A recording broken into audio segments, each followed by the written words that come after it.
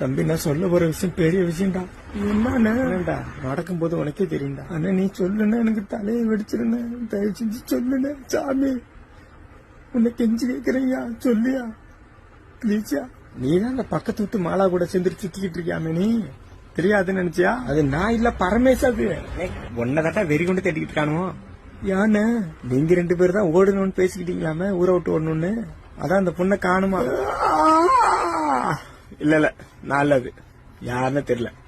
போடு அந்த புள்ளைய காணுமா, காய எடுக்க அவங்க அப்பா உன்னை தேடி வந்துகிட்டு இருக்காண்டி. என்ன ரெடியா இருந்துக்க, எல்லாம் எனக்கு எப்படி தெரியும் தானே யோசிக்கிற. எல்லாம் உன் ஃப்ரெண்ட் இருக்கான்ல சூராஜ், அவன் தான் சொன்னான். வருஷமா எங்க வீட்டுல இருந்ததுக்காக நான் சொல்றேன்டா. கொட்டாய் புண்டை சொல்றது கேள்றா. 3 வருஷம் எங்க வீட்டுல இருந்ததுக்காக ஒன்னு சொல்றேன், மரியாதை ஓடி போவோம். இங்க இருக்காத என் வீட்டுல, அவ பின்னாடியே ஓடி போவோம்.